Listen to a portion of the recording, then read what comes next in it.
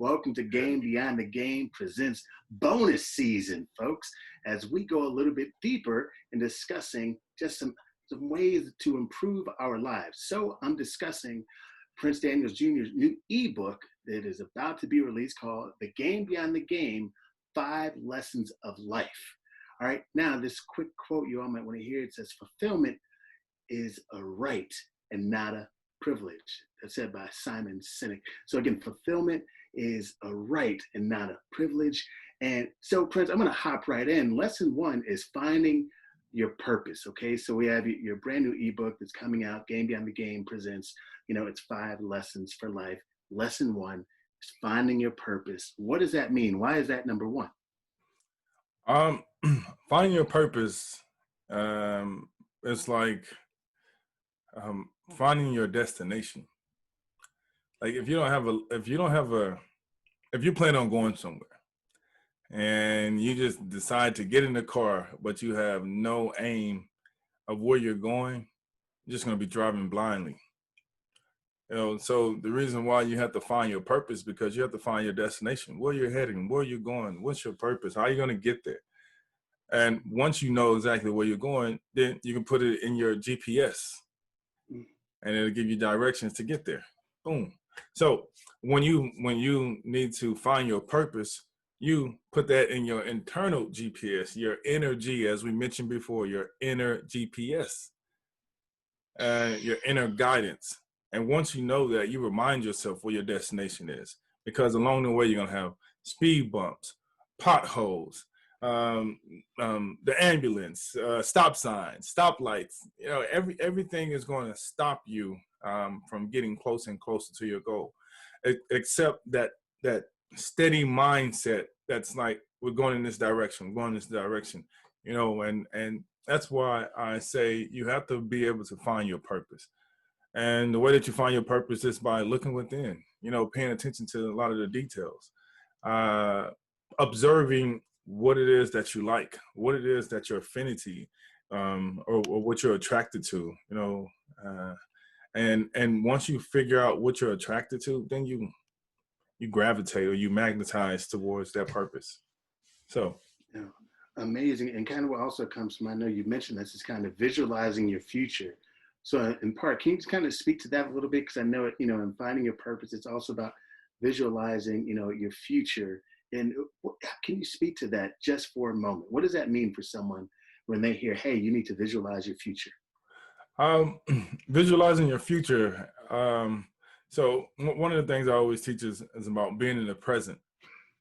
But whenever you're visualizing your future, it's almost like the future doesn't really exist unless you focus on what are you doing today to make that future become a reality.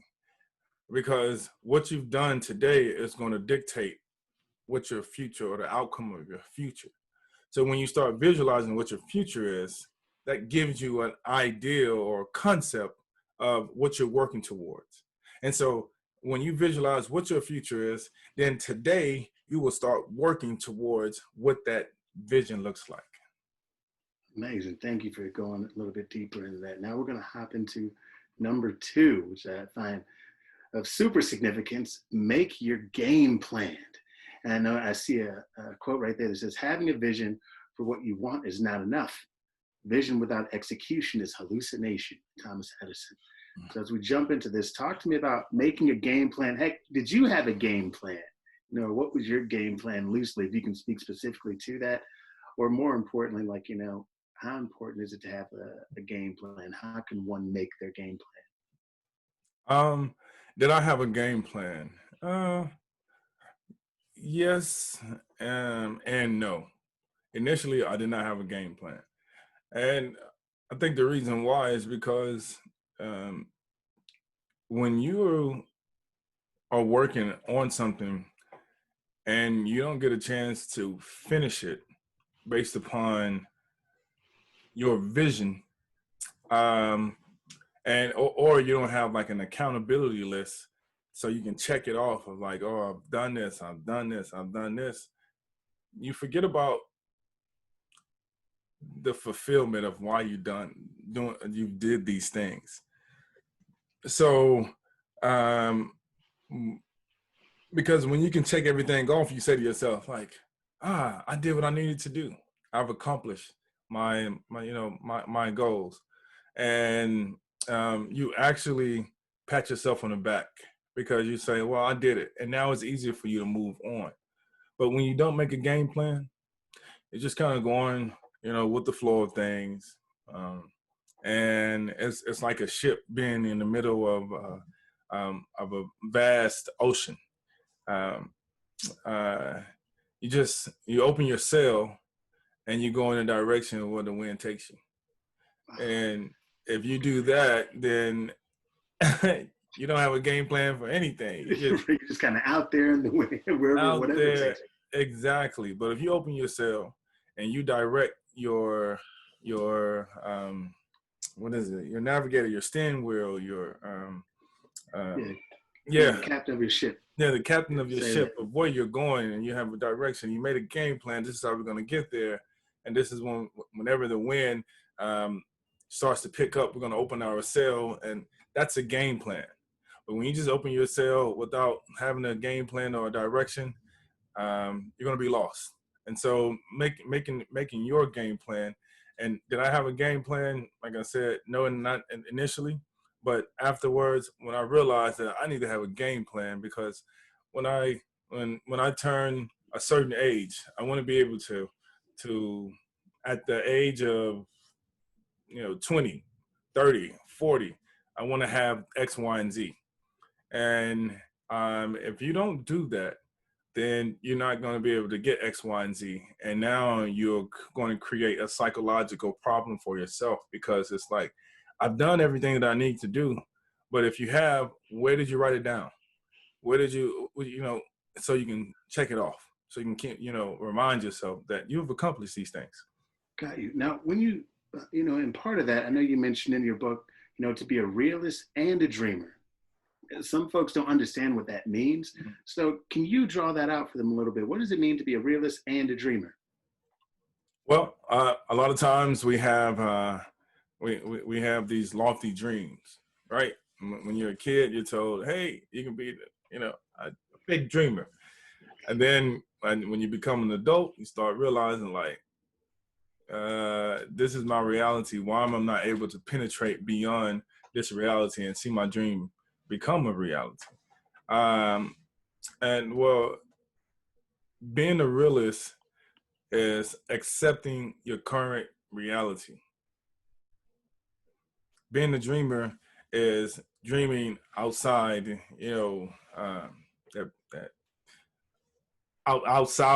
outside this realm. So you have to continue to work towards that, but also understand where you are, realistically. Like, I'm here, but it's okay. I'm here. I know where I need to go. I know where I'm going, and I'm going to go in this direction. And then you start working towards that direction, and everything opens up for you, Right. So without going into more, I will say that I know that you are in the ebook. It discuss, speaking things into existence. And we've heard you mention the importance of that and how you've been able to do that. So on a scale from 1 to 10, I'll just scale from 1 to 10, how important is it to speak things into existence, to speak about things that you want to happen? So I don't quote the Bible or, any religious book that much, but, at the beginning of the Bible, it says, like, everything was created through voice, and, let there be light. Everything runs off of, like, vibrations and frequency. And so speaking things into existence is the key to manifesting things in your life. When I work with some clients, and the first thing they say is that I can't do it, they have spoken that into existence. The reason why is because they use those debilitating words that's saying that they can't do something. But when you say that you can, whether you believe it or you don't believe it, your subconscious mind starts working towards it, like, I can do it. I can do it. I can. I know I can do it. I am doing it. And see, that's the reason why it's very important to speak things in existence. So on a scale of 1 to 10, I say it's an 11. Amazing. I always tell folks, I believe 1,000% that we get what we ask for. Most And that's definitely. why it's so important to be specific.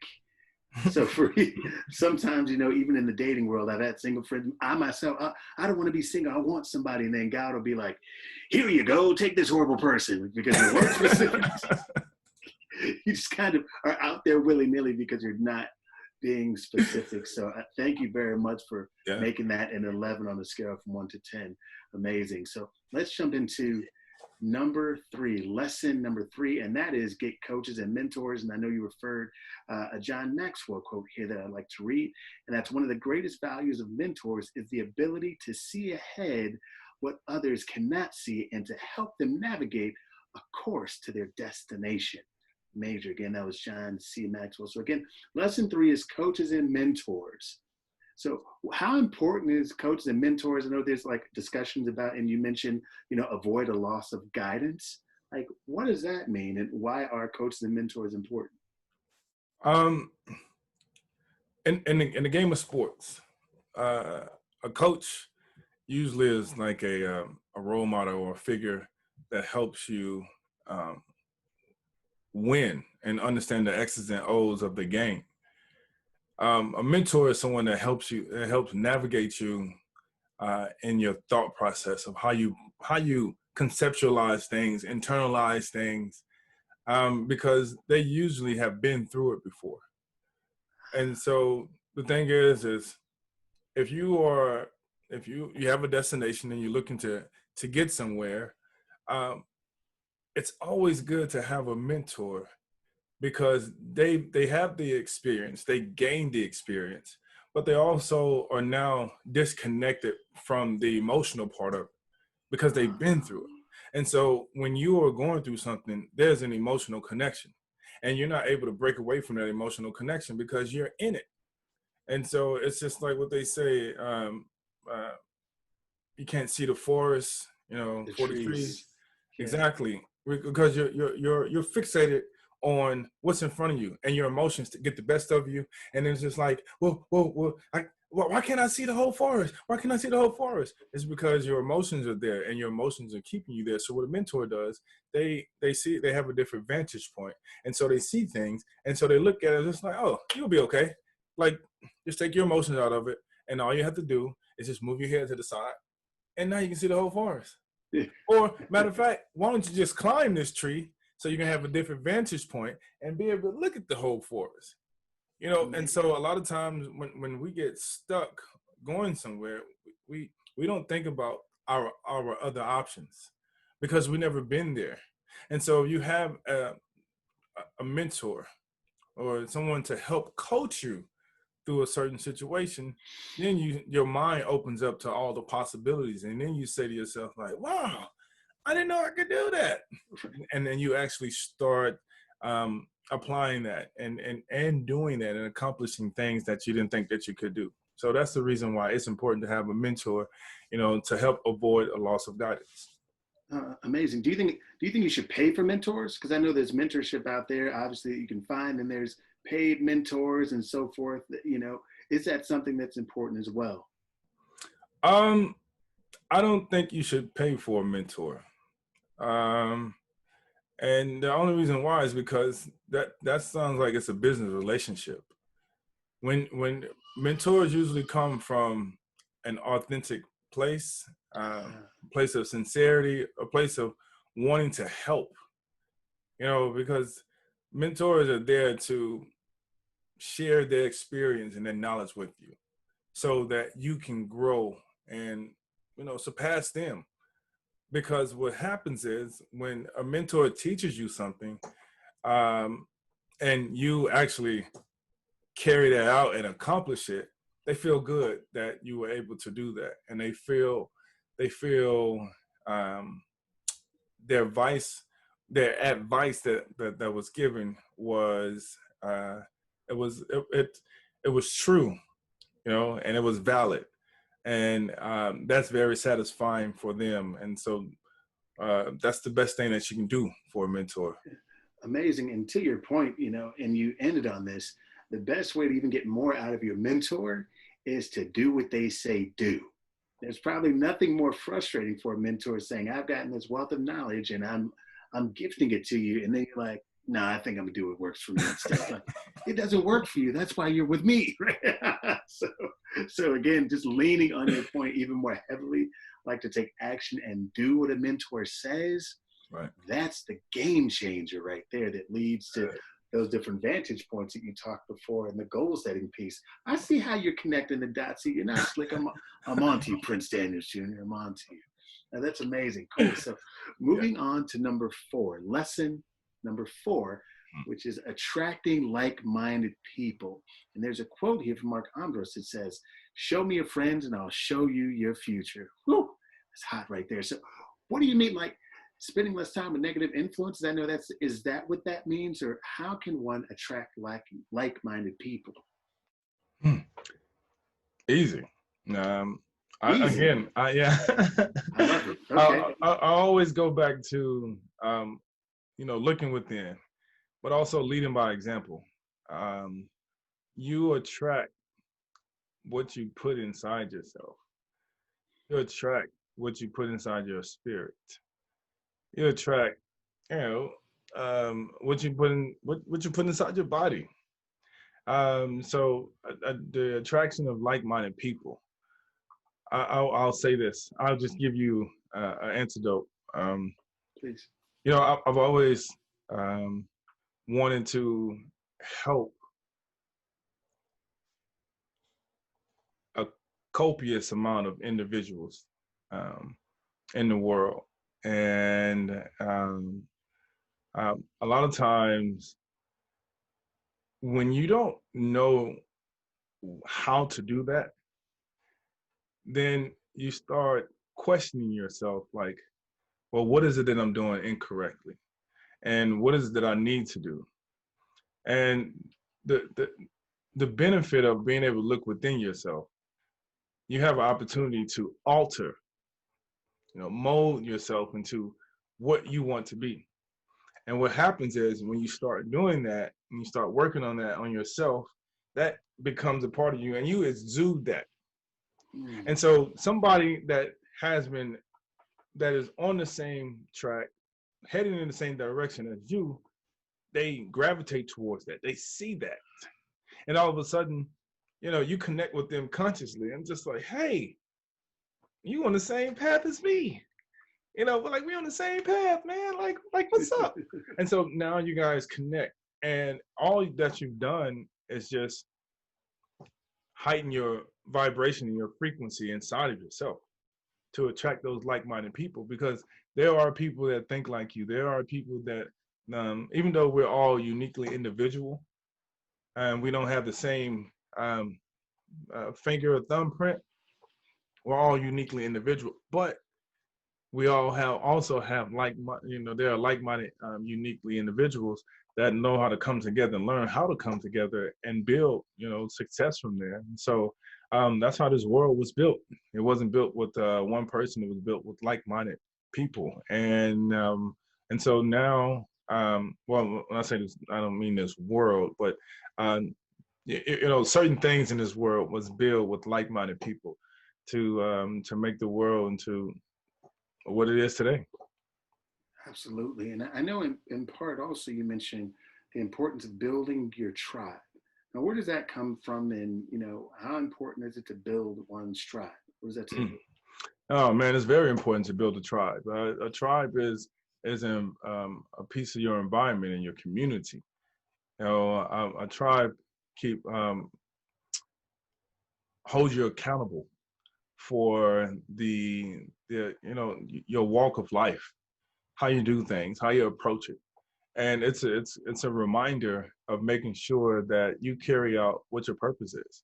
Because once you share what your goals are and your purpose are, your tribe is there to help support you, to carry that through, to carry that out, because they want to see you successful, because they understand that if you're successful, they're successful as well. So always having a tribe, and your tribe doesn't have to look like you. You know, my tribe does not look like me. But the people in my tribe, my family, they look like me. But my tribe outside of my family, my friends, they don't look like me. You know, but they have the same mindset, and it doesn't matter if they don't look like me. It's about that we're all on the same page, and we're all doing the things that we need to do to grow and to evolve and to help others. Um, like we have Dr. Duck or Dr. Vu on here, and he's a part of my tribe, and he doesn't look like me, but we have the same mindset to grow and to better ourselves and to better our community and and to better the world. And that's what I mean by that. You know, when you build your tribe, don't try to build it based upon people that look like you. You know, build it upon the people that have a like mind, because when you bring in people that look like you um, to the group, and you are the person that vets everyone. Now, all of those barriers of whatever preconceived notions that people have, um, they come down, and everyone starts to realize like we are all the same. Like, why are we, you know, fighting or against each other? We need to be with one. And our tribe, whenever you build your tribe, you have to understand that it's everybody. It's not just, you know, one particular race, one particular color, one particular anything. It's everyone, because at the end of the day, we're all spiritual beings having a human experience. Spiritual beings having a human experience. Thank you for going a bit more in depth on the importance of building a tribe. So I hope everyone picked up what he's putting down right there. The final lesson, lesson number 5, and you know your secrets for building a great life is building internal wealth. And building internal wealth. Right here we have a quote from Mahatma Gandhi that says, "Your beliefs become your thoughts become your words become your actions become your habits become your values become your destiny." Major. How does one build their internal wealth? What does that even mean? What does it mean to have internal wealth? We can start there, and then we'll move from there. What does it mean to have internal wealth? Um,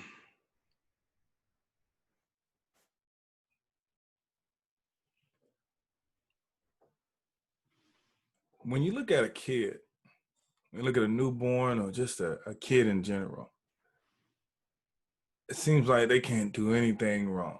They're so pure, they're so perfect. And to be totally honest, they are the wealthiest individuals when it comes to internal wealth. They are the most richest individual, or the most rich individuals when it comes to internal wealth. And the reason why is because they are their authentic self. And so when we talk about building our internal wealth, I think we lose our internal wealth and our value as we get older, and as we start interacting with the world. We forget about how valuable we are, and so we lose that. And you know, as we get older, um, we start thinking that we can't do this, or we start speaking things into existence of what we cannot do, and we're not focused on the things that we can do, and we lose our value and we lose our internal wealth. You know, how do you build that? You know, by creating daily practices um, for yourself, you know, to aid the continuous development of your growth. And also, you know, like improving your skills, improving yourself takes a lot of discipline and persistent practice. But whenever you do that, the people that are around you, they start to build that same internal wealth. And wealth is not equated to money. Wealth is equated to the jewel that you have inside that no one can exonerate, that the jewel that you have inside that no one can buy or take from you. It's uh, it's it's it's the creator's invaluable gift that we have that can never be stripped away or taken away from us. You know, even if you're trying to um, uh, destroy someone, or you know, um, say, murder someone or whatever you want to say. Um, it seems like the gift leaves before you can even try to take it, you know?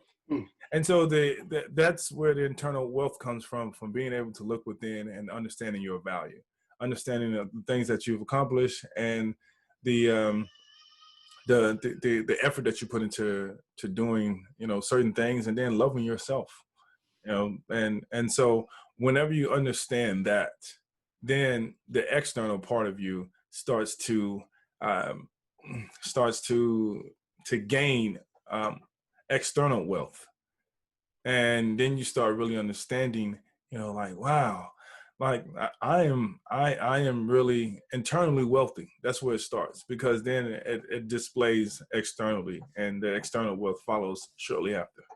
Wow. So a couple things I know we kind of wind down a little bit after tagging these five, which are amazing. Thank you for creating this game beyond the game.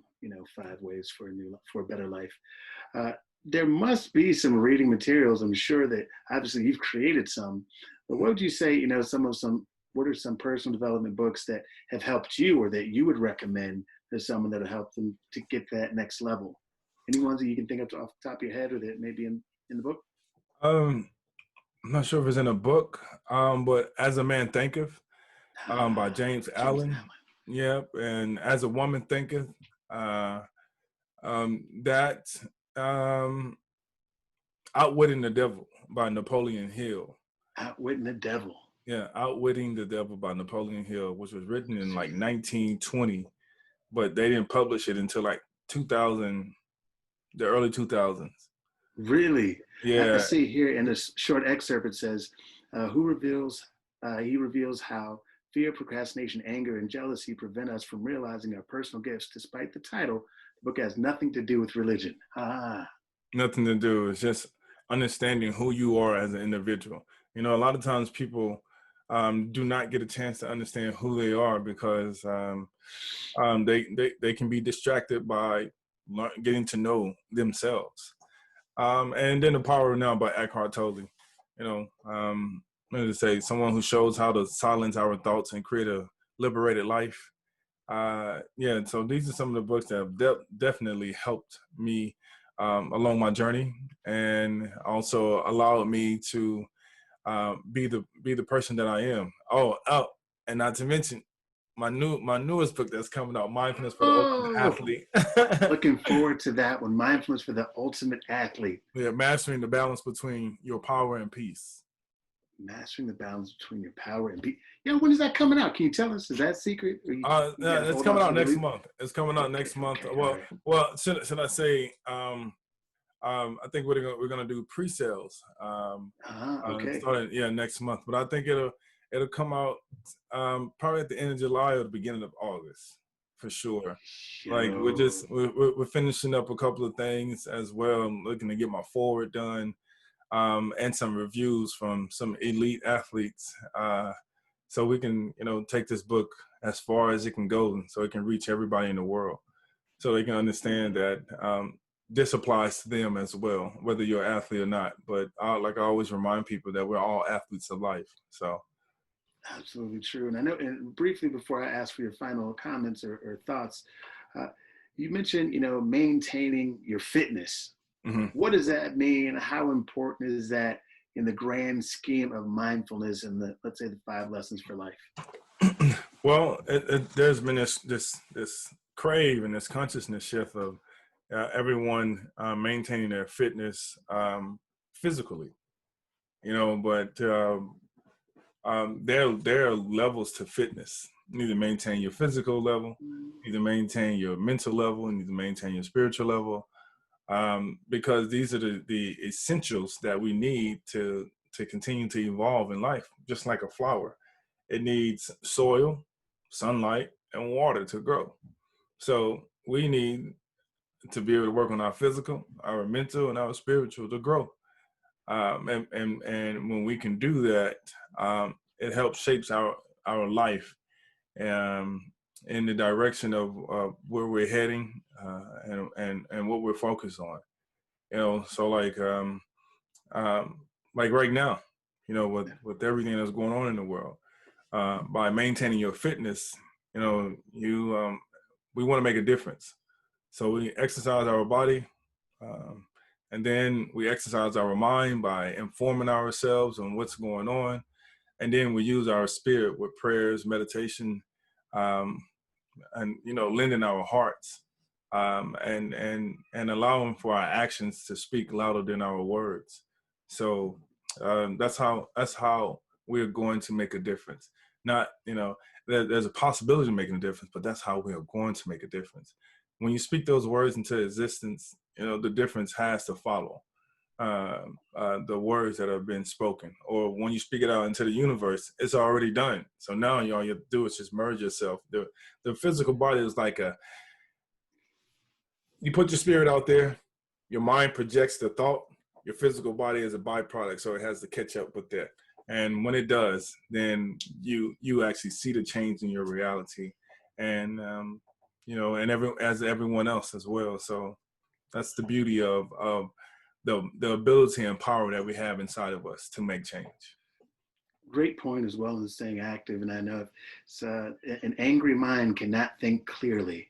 So sometimes folks may wonder, man, Stan, how do you stay calm if they're difficult conversations? Or look at you, Prince, go, what you've been through, how do you remain so calm and deliver calm messages?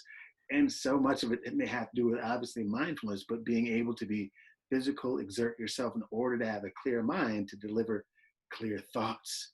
And that separates so many people from folks that are able to give a clear understanding of what they may mean or what they may feel in the light of chaos, or in the midst of chaos as well. So thank you for sharing that as well.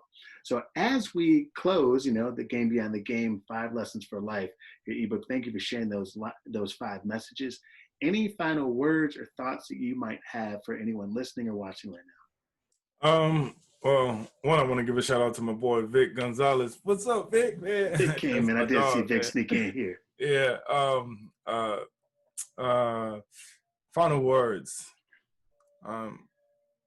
It's time to start practicing mindfulness and meditation. Like, with everything that's going on in the world, in the morning time, we all go to sleep. And then we wake up and we bombard ourselves with the news and everything else and everything that's going on.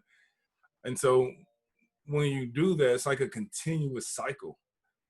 And you don't get a chance to internalize the stuff that you don't get a chance to internalize the things that happened yesterday and the things that are going to occur today. It seems like it's all one big blah, blah. And so whenever you get up or you practice mindfulness and meditation, you take a time out for a minute and you remind yourself, okay, what is the direction? What is the purpose? What are we doing? All right. And then once you do that, now you get up and you start walking with the purpose, and you start and you stay focused on what that goal is, no matter what you're doing, and it's that time. People want to know, how do we overcome? How do we make change? The change starts from within. Every human being has to make a change from within. And if they're not willing to make the change, then they're part of the problem.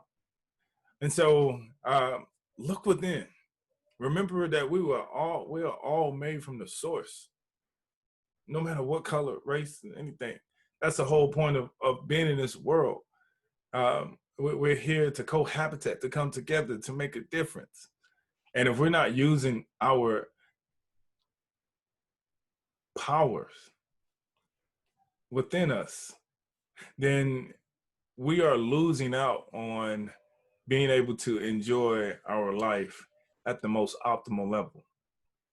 So, man, thank you so very much, man. I appreciate you for those final words and thoughts.